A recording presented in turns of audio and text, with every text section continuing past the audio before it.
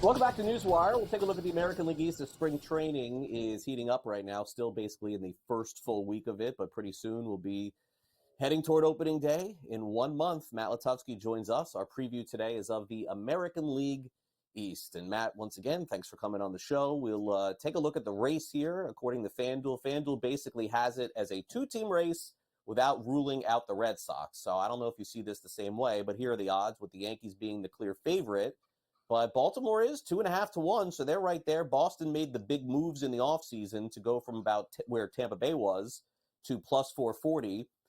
Rays made some, crafty moves. I never count them out. They're plus 950, and Blue Jays just kept striking out, trying to get players to sign there. They ended up getting Anthony Santander. No one really knows what to expect from them this year. They're 13 to 1. Do you see this the same way? I guess, Matt, if you had to handicap 1 through 5, how the FanDuel Sportsbook has it, do you have it the same way? I have a weird soft spot for the Blue Jays, and I can't totally explain it. I think they're a little more talented on paper than they're being given credit for by those odds. But at the same time, I don't think, they're as good as the Yankees. I don't think they're as good as Baltimore. So, do with that information what you will. I think that it's pretty close to accurate. Otherwise, obviously, you look at the Yankees coming off the year they had the big loss, in Soto, but I think they got better in other ways too, or I should say in other parts of the team. So, right. With the Stanton injury already, that's a definite worry a little bit about what that offense is going to be, once the season starts. But I still think they're the best team in the division, and I don't think Baltimore's that far behind. And I think it's going to be a good race between those two teams again. But I definitely think early in the season, the Red Sox and, like I said, the Blue Jays are going to hang around. We saw the Red Sox hang around for a while early last year before they faded down the stretch. And I think they've made some improvements to the team. So I'm not counting them out by any means either for, at the very least, a playoff run. But sometimes baseball's weird, and you have a team and they're talented and they add some pitching, and next thing you know, they're hanging around winning close games. So I actually think it's going to be a pretty interesting race. Yeah, hopefully so. Hard to see 5 teams staying in until the end, but maybe this will be the year. You never know.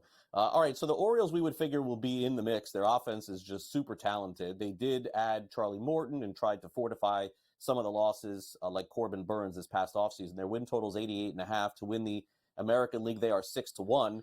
That was the team I thought was going to do it last year, because I did think, Matt, at that deadline last year that Baltimore would be in it and they'd push the foot all the way down. Shame on me. I just don't think they're ever going to do that. I think they're going to operate the way that they want to operate, which is within the parameters of a budget, not do any long-term deals or bring in crazy free agents. They're just going to, basically look at their starting lineup, their offense, have it carried, and bring in these one-year guys to pitch. It appears that's their model. By the way, very successful model to win as many games as they will, and they'll probably do it for a long time. And they're kind of, it feels like, Matt, doing a little bit of a coin flip, saying one of these years with this model will get to the end. Do you think that that's a reasonable expectation? Yeah, I think you're pretty close to hitting it on the head there. I mean, you have this really good young offense, and you kind of know that those runs are going to be there. So you just need to sort of piece together that rotation and make sure everyone's healthy and peaking at the right time. And, I was with you last year. I really, from the beginning of the year, they were my pick to go to the World Series out of the AL, and they just couldn't quite get it done. And I think after the postseasons they've had the last couple of years, maybe people are a little more down on them than they should be. But we know they're a talented group. Like I said, that lineup, that's going to be a tough lineup. And, I don't think anyone wants to pitch against them. The park dimensions have changed a bit, so it's not quite a hitter's paradise. But, they can still put up runs, especially in that ballpark. And I think the pitching's good enough that they're going to be tough. And then, you have assets, and could you potentially make a move later in the year and bolster that rotation or that bullpen and make yourself even tougher? I think they have the ingredients to do that. So by no means would I count them out. Just because a couple of their losses in the offseason, but they don't seem quite as strong as they did going into the season last year. Yeah, getting Tyler O'Neill to swap out for Santander. As far as the Yankees are concerned, their big ad on the pitching side was Max Fried, and that's a huge one because, honestly, I mean, you could make the case of the 5 that they have, I feel best about his reliability than the others. I mean, I'm still worried about Garrett Cole. I mean, after everything that happened last year, I don't know how you couldn't be. Rodon, who was a superstar like 2-3 years ago, finally showed it. Luis Heel was great in the first half. He petered out a little bit, but still was rookie of the year. He was great. And then Clark Schmidt, certainly there on the back end. But, we know the Yankees are not going to do it on the strength of pitching. It's going to be their offense again. But I do think the add of Fried was really huge for them this year. Yeah, for sure. And, they have really talented pitchers. And this, I think, comes down to, and again, this is true for most teams, but it kind of comes down to health. It comes down to, are they healthy at the right time? But just in general, we're talking season long prospects.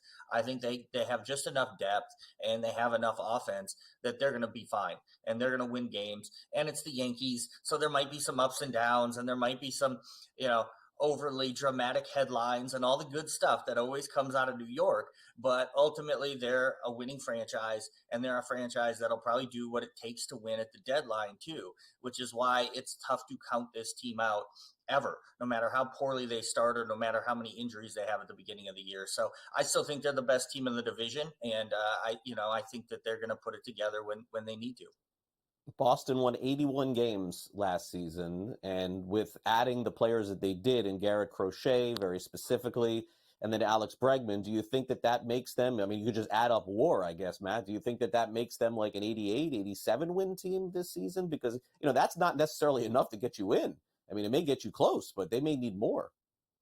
Yeah, and I think that they have some, younger guys who can get better naturally too. That maybe we're not quite looking at or factoring in when we're talking about win totals or whether they can make the playoffs. But I do think that they made some good additions, and I think they will be better this year.